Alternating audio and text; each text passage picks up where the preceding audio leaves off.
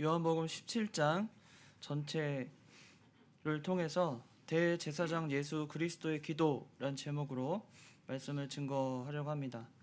우리가 요한복음 17장을 아마 처음부터 마지막까지 본문을 정해서 말씀을 들어보신 적은 많지 않으실 겁니다. 그러나 참 중요한 본문이고 또 복음서에 나오는 예수님의 두 가지 기도 중에 그 한 가지인데, 우리가 잘 알듯이 예수님께서 우리에게 가르쳐 주신 주기도문이라고 불리는 예수님이 가르쳐 주신 기도가 있고, 그 다음에 오늘 배우는 이 두 번째는 바로 대제사장의 기도입니다. 그래서 예수님께서 우리에게 기도 두 가지를 하셨는데, 그 두 가지가 주님이 가르쳐 주신 기도와 이 대제사장으로서의 기도, 이 두 가지가 이 복음서에 등장하는 예수님의 대표적인 기도 두 가지입니다. 이 대제사장의 기도, 말 그대로 우리의 대제사장이 되어주시고 뿐만 아니라 대제사장으로서 기도하시고 또 스스로 화목 제물이 되어주시는 대속의 제물로 예수님께서 우리를 위해 그렇게 간구하시는 기도가 오늘 본문에 등장하고 있습니다.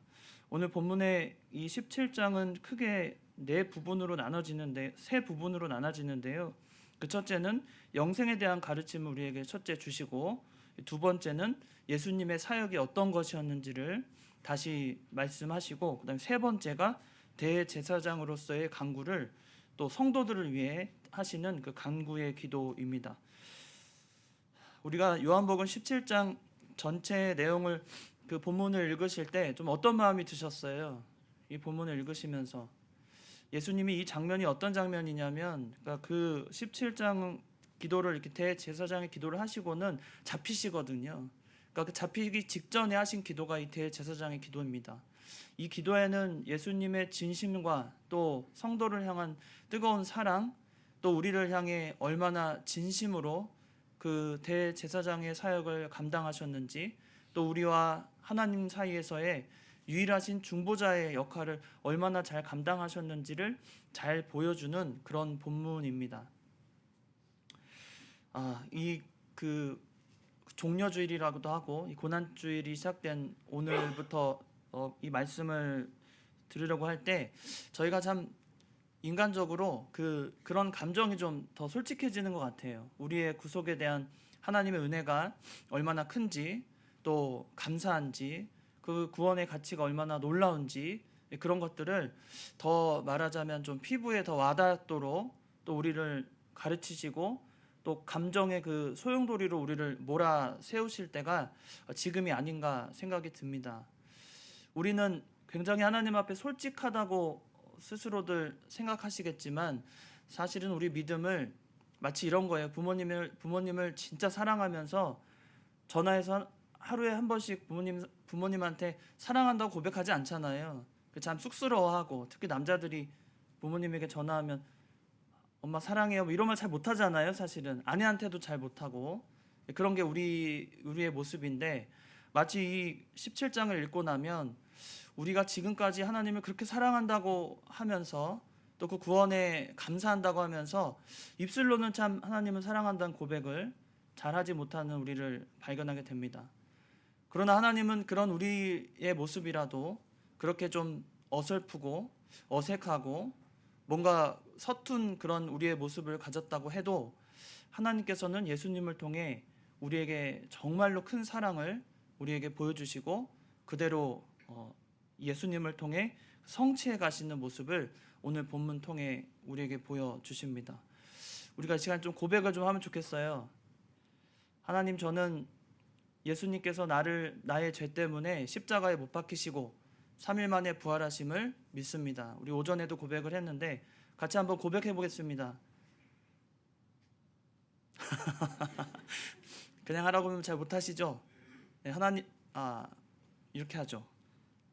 아버지 하나님, 저는 나의 죄 때문에 예수 그리스도께서 십자가의 모든 고난을 당하시고 죽기까지 순종하셔서 우리를 구원하심을 확실히 믿습니다. 이번 주만은 여러분이 입술로 이렇게 고백하시고 기도하시기 바랍니다. 이 요한복음 17장을 제가 늘 읽을 때마다 사실은 감격이 너무 감정이 좀 뭐랄까요? 이렇게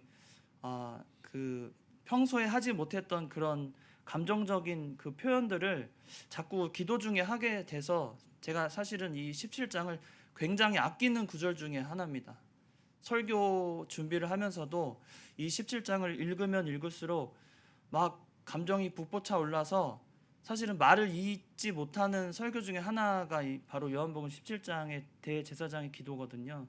여러분이 이렇게 처음 이제 주님이 가르쳐 주신 기도 외에 예수님의 기도가 또 있었다는 사실을 혹여나 오늘 처음 아셨다면 이 기도에 대해서 정말 많이 묵상하시고 이 고난 주간에 한번 이 본문을 다시 한번 생각해 보시는 귀한 시간 되시면 좋겠습니다. 오늘 본문 첫 번째는 영생에 대한 가르침이십니다. 예수님께서 하나님을 영화롭게 하기 위해 이 땅에 오셨습니다. 오늘 본문에도 나오죠. 아버지여 때가 이르렀사오니 아들을 영화롭게 하사 아들로 아버지를 영화롭게 하게 하옵소서. 우리 예수님께서 이 땅에 오신 것은 우리 죄를 사해 주심으로 하나님을 영화롭게 하기 위해 이 땅에 오신 겁니다. 그리고 우리에게는 영생을 주시려고 하셨다고 2절에 모든 사람에게 영생을 주게 하시려고 만민을 다스리는 권세를 아들에게 주셨다. 이 영화롭게 하시기 위해 영생에 대한 가르침인데 예수님께서 이 땅에 오셔서 그 사역의 중심은 항상 아버지를 향해 있었고 아버지의 영광을 위해서 모든 것을 순종하신 그 사역을 우리는 분명히 알고 있습니다. 어떤 형편에서든지 어떤 어려움 속에서도 예수님은 단 한 번도 하나님의 뜻이 아니면 하나님의 뜻이 아니면 일하지 않으셨고 하나님이 행하시라 하신 순종 그 뜻대로 온전히 다 순종해 나가셨습니다. 그러므로 영생이라는 것은 3절에 아주 중요한 구절인데요. 다 같이 한번 읽어보겠습니다. 17장 3절입니다. 시작. 영생은 곧 유일하신 참 하나님과 그가 보내신 자 예수 그리스도를 아는 것이니라. 영생에 대한 가르침입니다. 우리가 영생이라고 하면 영원히 사는 것 물론 맞죠. 영원한 삶, 생명의 근원 되신 하나님이 나에게 주신 구원받은 우리에게 주신 영생을 우리가 소유한 자들인데 그 영생은 곧 유일하신 참 하나님을 아는 것과 그가 보내신 예수 그리스도를 아는 것입니다. 그것을 아는 것이 영생의 시작이에요. 우리가 예수님을 믿습니다 라고 고백하는 그 찰나에 우리에게는 영생이 하나님으로부터 주어졌고 우리는 참 하나님을 알게 되었고 또 예수 그리스도를 알게 되는 그것이 영생에 대한 가르침입니다. 그리고 예수님께서는 아버지를 영화롭게 하시려고 이 땅에 오셨다고 그랬어요. 예수님의 사역입니다. 예수님의 사역 첫 번째는 하나님을 영화롭게 하기 위해 이 땅에 오셨습니다. 5절에 보시면 아버지여 창세전에 내가 아버지와 함께 가졌던 영화로서 지금도 아버지와 함께 나를 영화롭게 하옵소서. 세상 중에서 내게 주신 사람들에게 내가 아버지의 이름을 나타내었나이다. 그들은 아버지의 것이었는데 내게 주셨으며 그들은 아버지의 말씀을 지켰나이다. 이 두 가지가 나옵니다. 예수님의 사역은 하나님을 영화롭게 하기 위해 이 땅에 오신 것과 또 성도들에게 그 말씀을 주시기 위해 또 그 말씀을 통해 성도들이 그 말씀을 지키게 하시기 위해 이 땅에 오셨다는 거예요. 이게 예수 그리스도의 사역입니다. 영화롭게 하시고 하나님을 영화롭게 하시고 성도들로 하여금 그 말씀을 지키게 하시기 위해 이 땅에 오셨다는 거예요. 성도는 이렇게 예수님의 사랑을 받고 그의 중보자의 역할을 통해 하나님과 화목하게 되고 하나님과의 그 관계에 있어 끊어지고 무너졌던 그 장벽이 완전히 무너지게 됩니다. 예전에 구약시대에는 그 대제사장이 1년에 한 번씩 7월이 되면 7월 7일이죠. 대속죄일에 됐을 때 지성소에 들어가거든요. 근데 혼자 들어갑니다. 누구랑 같이 들어갈 수가 없어요. 오직 대제사장만이 그 지성소에 들어갈 때 그 에봇이라고 하죠. 제사장이 입는 에봇에는 우림과 둠림이 그 소리 나는 그 장비를 에봇에다가 장착하고 이제 들어가는 거예요. 근데 들어갈 때 그 끈으로 그 허리를 동입니다. 그래서 줄을 느려뜨려요. 왜 그러냐면 대제사장이 혹여나 하나님 앞에 속죄하지 않고 자신을 깨끗하게 하지 않고 거룩하지 않은 상태로 지성소에 들어가게 되면 어떻게 돼요? 죽게 됩니다. 그러면 지성소에 누가 들어갈 수가 없으니까 그 끈을 연결해 놓고 죽었으면 툭 하는 소리나 아니면 오랫동안 나오지 않으면 그 대제사장을 줄에 매달려 줄로 연결되어 있으니까 그걸 끌어내는 거예요. 그런 일이 비일비재하게 있었습니다. 실제로. 그러니까 대제사장이라는 사역이 누구나 할 수 있는 일이 아닌 것입니다. 그런데 예수님께서 친히 하나님의 아들로서 이 땅에 오셔서 우리의 모든 죄를 짊어지시고 그 죄를 대속하시기 위해 유일하신 대제사장으로서 이 땅에 오셨다는 거예요. 그가 오셔서는 이런 일을 하신 겁니다. 하나님을 영화롭게 하고 성도들로 하여금 말씀을 지키게 한 것. 우리가 이 말씀을 지키는 것 대단한 일입니다. 아무것도 아닌 것 같고 그냥 그 말씀을 믿으면 되는 걸로 알지만 여기서는 말씀을 지켰다고 그랬잖아요. 말씀은 지키는 겁니다. 말씀을 아는 것은 누구나 할 수 있어요. 성경은 어디나 있습니다. 믿지 않는 자들도 성경은 봅니다. 보는 자들은 봐요, 실제로. 라디오 가면서 라디오 잠깐 들어보니까 라디오에 나와 있는 무슨 이야기를 하면서 성경 이야기를 하는 거예요. 제대로 성경을 이해한 것 같진 않지만 그래도 성경 읽은 내용을 믿지 않는 자가 성경에 그렇게 나옵니다라고 말하는 거예요. 라디오에. 일반 라디오인데. 믿지 않는 자도 성경을 읽을 줄 알아요. 성경을 읽고 아는 것은 누구나 합니다. 그러나 성도는 그 말씀을 지키는 자들이에요. 이건 다른 얘기입니다. 말씀을 아는 것과 지키는 건 너무나 다른 것입니다. 우리가 정말 하나님 앞에 성도라면 그 말씀을 지켜나가는 것이 얼마나 중요한 것이고 또 예수님의 사역에 우리가 동참하는 자가 되는 것인지 알아야 할 것입니다. 그리고 이제 세 번째로 이 대제사장의 기도에서 대제사장의 간구가 이제 10절, 11절 이후로 나타납니다. 오늘 참 강조해야 될 이 부분인데요. 대제사장으로서의 예수님이 성도를 위해 어떤 간구를 하셨는가? 그 첫 번째는 보존케 해달라는 겁니다. 11절로 15절인데 먼저 11절부터 보시면 나는 세상에 더 있지 아니하오나 그들은 세상에 있사옵고 나는 아버지께로 가옵나니 거룩하신 아버지여 내게 주신 아버지의 이름으로 그들을 보존하사 우리와 같이 그들도 하나가 되게 하옵소서. 첫 번째는 우리를 보존케 해달라는 겁니다. 이 보존이라는 것은 하나도 멸망하지 않게 해달라는 거예요. 그 12절에 그 얘기가 나오는데요. 그 중간에 보시면 그 중에 하나도 멸망하지 않고 다만 멸망의 자식뿐이오니 이는 성경을 응하게 함이니이다. 그들 중 하나도 멸망하지 않게 하는 것. 이게 보전입니다. 하나님은 우리 성도를 한번 택하시고 또 예수님을 통해 믿게 하는 그 선물을 받은 성도는 보존케 하십니다. 보존해 가시는 거예요. 우리를 지키시는 겁니다. 영원히 우리를 지키시고 영원히 우리와 함께 하시면서 우리의 위험과 모든 것들을 다 막아주시고 우리를 보존케 하시는 하나님의 은혜가 있습니다. 그게 대제사장으로서의 간구예요. 대제사장이 1년에 한 번씩 대속죄를 할 때마다 속죄 제물을 바치고 백성들에게 우슬초에 피를 묻혀서 그 대속죄일에 떨어진 그 양의 피를 묻혀서 전 대중들에게 뿌립니다. 그럼 그 피를 뒤집어 쓰는 거예요.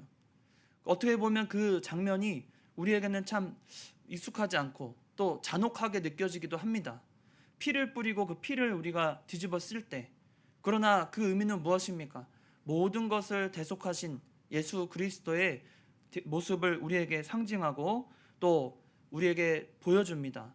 그리고 대제사장은 외칩니다. 너희의 죄가 다 사하여졌다. 우리의 죄가 다 사하여졌다. 그 말을 할 때 1년 동안에 묵혀놨던 자신의 죄과 또 짐들을 다 내려놓는 거예요. 우리가 예수님을 만나는 순간에 여러분의 인생의 모든 죄의 짐을 다 내려놓게 되는 겁니다. 이런 행운이 어디 있습니까?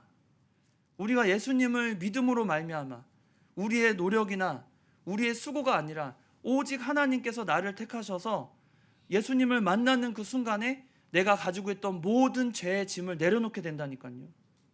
이게 얼마나 감격스럽고 그 어떤 우리에게 주는 그 감격보다 이보다 놀라운 감격과 은혜가 어디에 있습니까? 여러분이 이 감격을 잃어버리셨다면 이번 주에 찾으셔야 돼요. 부활절을 앞두고 있는 우리가 지금 해야 될 것은 이 감격을 찾아야 돼요. 나를 구속하신 그 은혜가 얼마나 큰지. 나의 죄를 다 사하노라. 너의 죄를 다 사하였다. 내가 너를 보존하신다. 이 얼마나 큰 은혜의 감격을 여러분이 지금 잃어버리셨다면, 이 말씀이 선포될 때 마음에 감동이 없다면 여러분 지금 회개하시고 마음의 그 감격을 찾도록 여러분 힘쓰셔야 됩니다. 하나님께서 우리를 위해서 자신의 독생자 예수 그리스도를 이 땅에 보내시고, 또 그 예수 그리스도는 하나님의 뜻대로 모든 것을 순종하시고 대제사장으로서 우리에게 간구하시는 거예요. 나를 몰라서 저들이 나를 십자가에 못 박았으니 저들을 용서하시옵소서. 저들을 용서하시라고. 대제사장으로서 그 역할을 감당하시면서 간구하시기를 저들을 보존해달라고. 나는, 여기서 말씀하시잖아요. 11절에 나는 세상에 더 이상 있지 아니하오나 그들은 세상에 있사오니. 예수님께서는 그 영광의 보좌 자리에 올라가실 터인데, 이 세상에 남아있는 성도들은 그 고난과 역경 가운데서 여전히 하나님의 백성으로 살아내야만 하는 그런 인생들입니다. 그런데 그 인생들을 하나님께서 지키시고 보존하시겠다는 뜻을 이 예수님께서 보여주시는 거예요. 내가 너희와 함께하면서 너희를 보존하겠다. 이 얼마나 놀라운 사랑을 우리에게 베푸신 것입니까? 그리고 그들에게 주십니다. 이 보존케 하시면서 어떤 일을 하시냐면 13절에 보니까 지금 내가 아버지께로 가오니 내가 세상에서 이 말을 하옵는 것은 그들로 내 기쁨을 그들 안에 충만히 가지게 하려 함이니이다. 예수님의 기쁨이 우리 안에 충만한 거예요. 예수님이 대제사장의 역할을 감당하실 때 우리에게 기쁨을 주십니다. 어떤 기쁨입니까? 구원의 기쁨, 속죄의 기쁨, 또 영광의 기쁨, 하나님의 영광을 맛볼 수 있고 하나님의 그 영광의 자리에 들어갈 수 있는 기쁨을 우리에게 주신 것, 그것이 보존이라는 거예요. 그래서 우리에게 그 새 기쁨을, 내 기쁨을 그들 안에 충만하게 하시기를 원합나이다. 이렇게 기도하신 겁니다. 또한 두 번째 보존은 세상에서 속하지 않은 그들이 악에 빠지지 않도록 우리를 보존케 하시는 것. 이게 두 번째 보존이에요. 우리에게 새 기쁨, 내 기쁨, 예수님의 기쁨을 주시고, 두 번째는 세상에 속하지 않은 그들이 악에 빠지지 않도록 우리를 보존해 가신다는 겁니다. 15절에 내가 비옵는 것은 그들을 세상에서 데려가시기를 위함이 아니요 다만 악에 빠지지 않게 보존하시기를 위함이니이다. 하나님은 참 재미있으십니다. 왜 재미있으시냐면 세상을 만드시고 하나님이 기뻐하시는 택한 백성들을 선택하실 때, 사실은 세상을 만드실 때부터 처음부터 그냥 택한 백성만 만들면 되잖아요. 그들에게 기쁨을 주고 그들을 영원한 세계, 죽지 않는 세계로 인도하시면 그게 더 우리가 보기에는 더 뭐랄까요, 간단하고 쉬울 것 같은데, 하나님은 그렇게 하지 아니하십니다. 세상 가운데서 믿는 자와 믿지 않는 자를 구별하시고, 또 그들을, 그러면 어려움을 당하는 그들에게 영원한 천국을 약속하시면서 그냥 어려움 당하기 직전에 그들을 다 천국으로 올리시면 되는 거 아니에요? 만약에 우리가 정말 하나님이라면 그렇게 쉽게 생각하고 결정할 수 있을 일들을 하나님은 그렇게 하지 아니하시고, 예수님도 그렇게 하지 아니하시고 뭐라고 하시냐면 그들을 세상 속에, 그러죠? 세상에서 데려가시기를 위함이 아니요. 사실은 세상에서 데려가는 게 제일 좋아요. 왜냐하면 세상은 근심과 걱정이 많거든요. 그냥 하나님 편에서 하나님의 택함 받은 백성이 진정한 위로와 사랑을 받으려면 저 천국을 가는 게 제일 좋은 답입니다.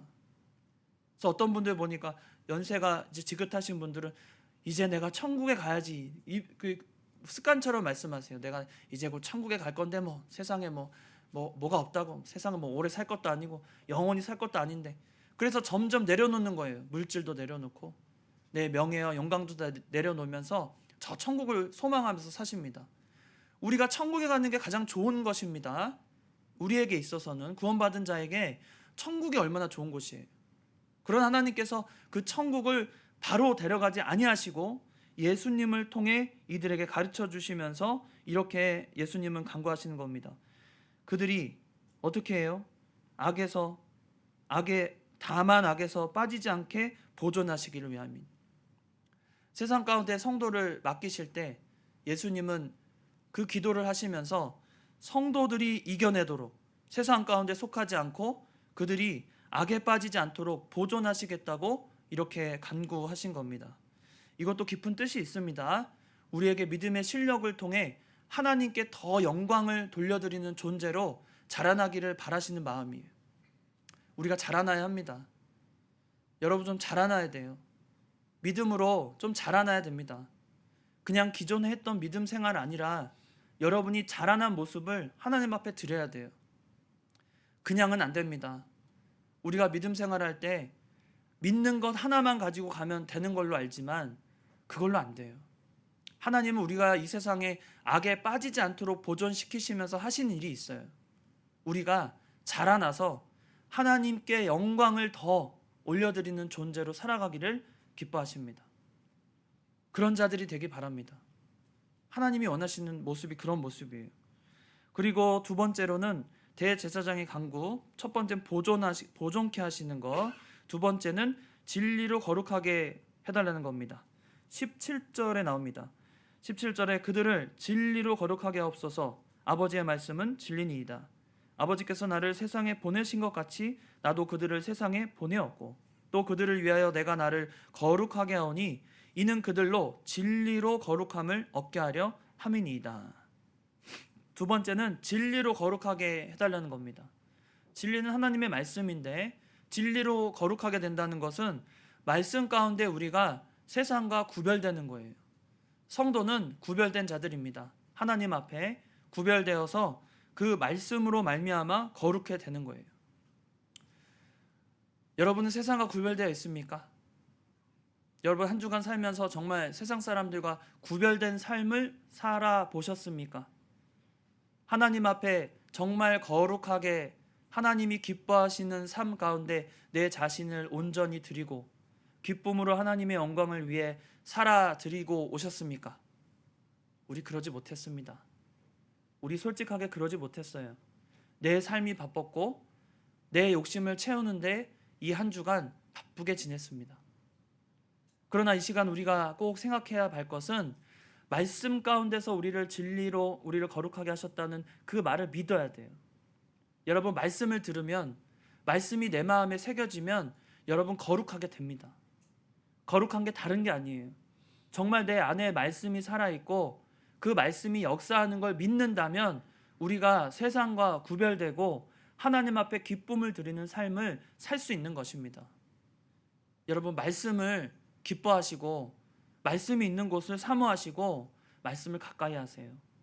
그것이 하나님이 기뻐하시는 우리의 삶이라는 겁니다. 또 세 번째는 그들로 다 하나가 되어 우리 안에 있게 하소서. 21절에 나옵니다. 아버지여 아버지께서 내 안에 내가 아버지 안에 있는 것 같이 그들로 다 하나가 되어 우리 안에 있게 하사 세상으로 아버지께서 나를 보내신 것을 믿게 하옵소서.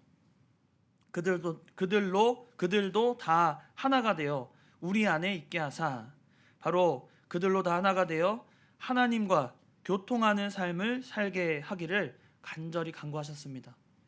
우리가 다 하나가 되어야 합니다. 진리로 거룩하게 된 자들이 모여 있는 곳이 교회입니다. 교회는 사교단체가 아니에요. 교회는 어떤 동아리 활동하는 곳이 아닙니다. 그렇죠? 우리가 교회에 모이고 또 하나가 되는 것은 오직 진리 안에서 하나님이 허락하신 그 자들이 거룩한 무리가 모여서 하나님 앞에 영광을 돌리는 곳입니다. 그래서 세상과 구별되는 것이에요.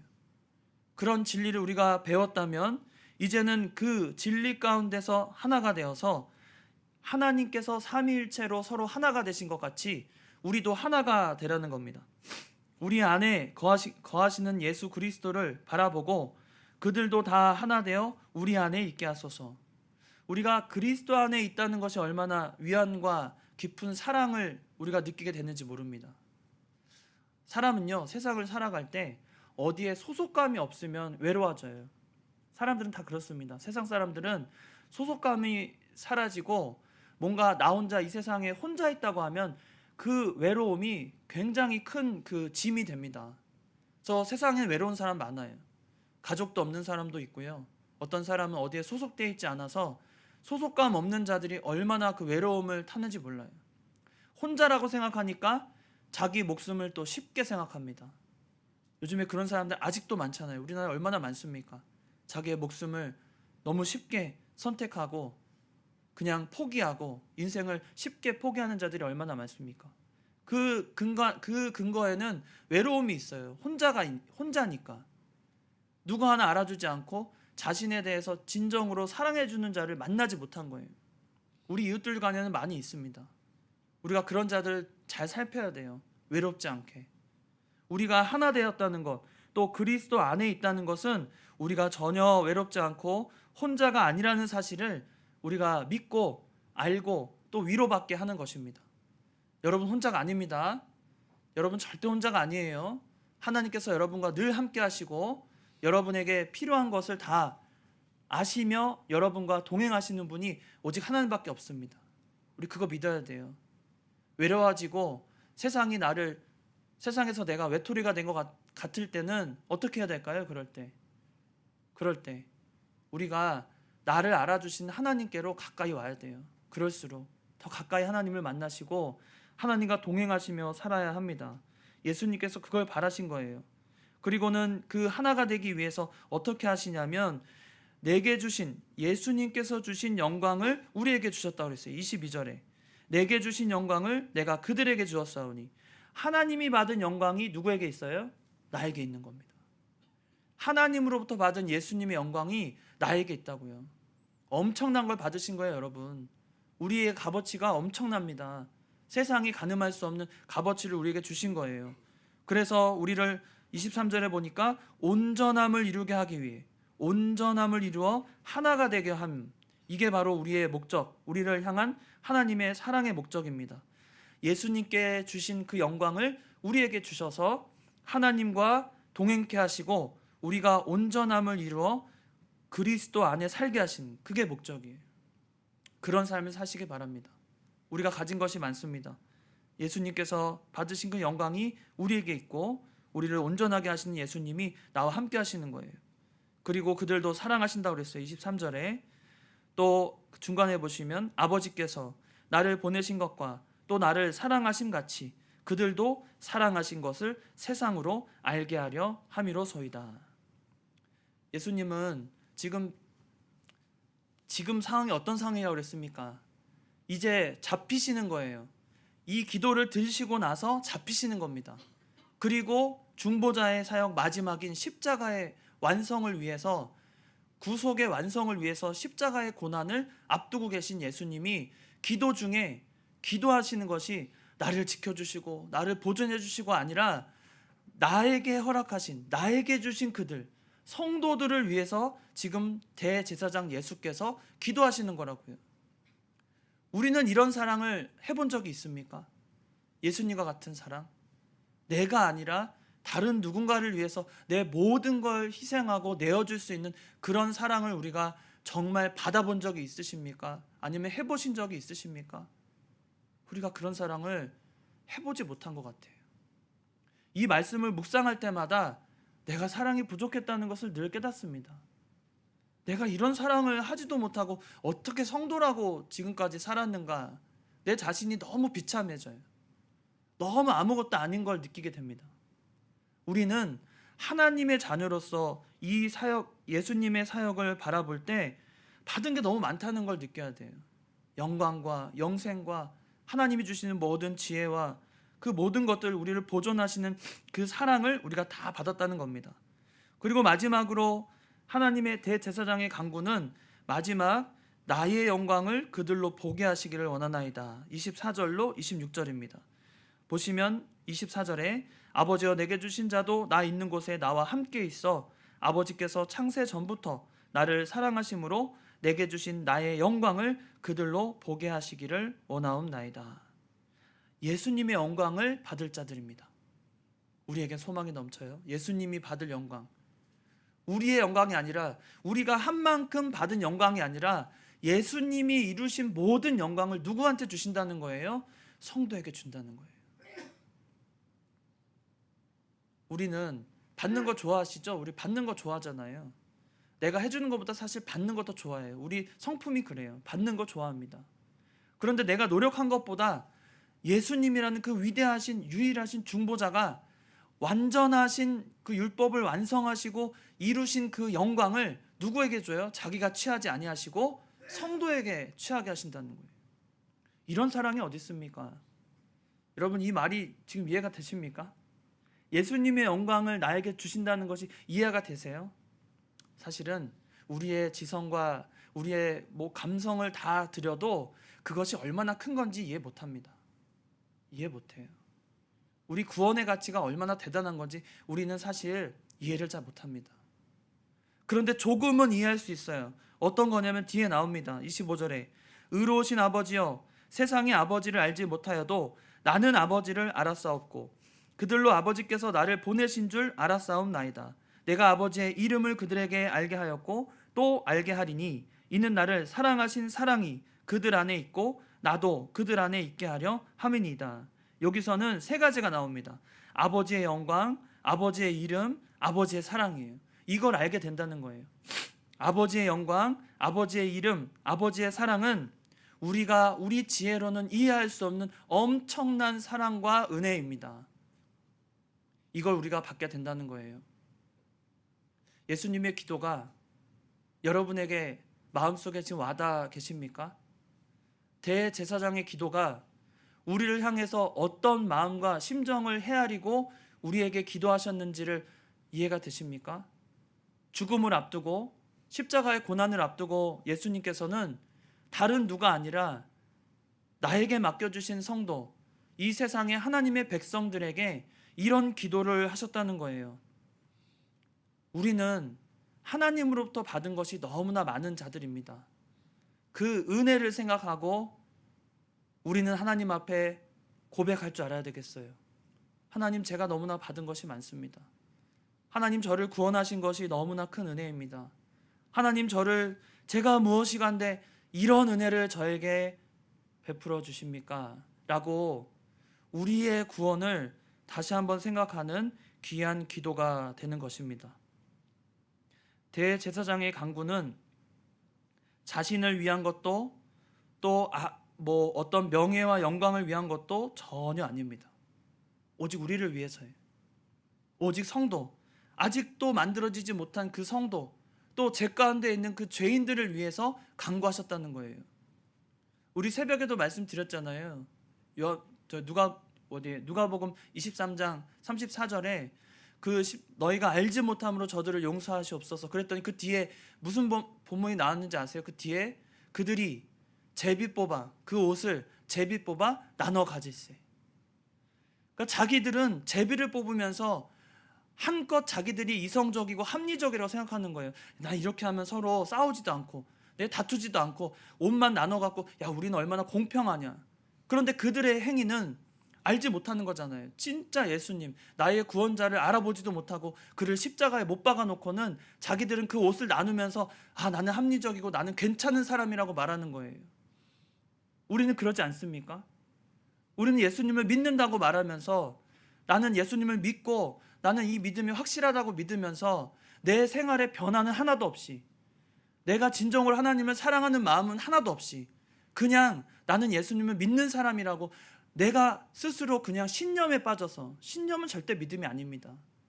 우리가 가져야 되는 믿음은 나를 구속하시고 그 사랑이 너무나 커서 그 어떤 것과 비교할 수 없는 가치를 느껴서 그 가치에 반응하고 힘쓰고 애쓰는 걸 말해요. 우리에겐 그런 믿음이 있습니까? 예수님의 십자가를 생각할 때 나를 구원하신 그냥 당연한 사건이고 그냥 역사적인 사건으로 끝날 것이 아니라 지금도 그 영향이 나에게 있고 믿음으로 내가 살 수 있는 그 근간이 오직 십자가에 있다고 우리 믿어야 돼요. 오직 예수님이 대제사장으로서 하나님의 독생자 아들로서 이 땅에 오셔서 그 누구가 아니라 나를 위해서 죽으셨다는 사실이 나에게 얼마나 큰 사랑이 되고 얼마나 큰 위로가 돼야 되는지 여러분은 그것을 깨닫기 바랍니다. 나를 구원하신, 우리 처음에 고백했잖아요. 다시 한번 해볼까요? 하나님 아버지, 나의 죄 때문에 예수 그리스도께서 십자가에 못 박히시고 모든 고난을 당하신 후에 죽으심을 인하여 나의 죄를 다 사해 주심을 믿습니다. 여러분, 이런 고백을 하고 사는 저희 되시기 바랍니다. 우리가 믿는 믿음은 거기에 있습니다. 우리가 믿는 믿음은 좋은 하나님을 만나는 게 아니라 나를 위해서 독생자 예수 그리스도께서 십자가에 못 박히시고 모든 명예와 영광을 다 버려둔 후에 오직 대제사장으로서 나를 보존케 하시려고, 나를 진리 가운데 거룩하게 하시려고, 나를 하나 되게 하시려고, 또 나를 그들로 나의 영광을 그에게 주어서 그들을 온전함을 이루게 하시려고 십자가에 못 박히신 예수 그리스도 안에 있는 것입니다. 그 믿음 여러분 잊지 마세요. 여러분이 믿는 믿음은 그 안에밖에 없습니다. 유일하신 그 믿음을, 구원의 메시지를 여러분이 끝까지 붙잡고 이 기간 하나님 앞에 그 영광을 돌리며 그 감사가 넘치는 한 주를 보내시기를 주의 이름으로 축원합니다. 다 같이 기도하시겠습니다. 살아계신 하나님 아버지,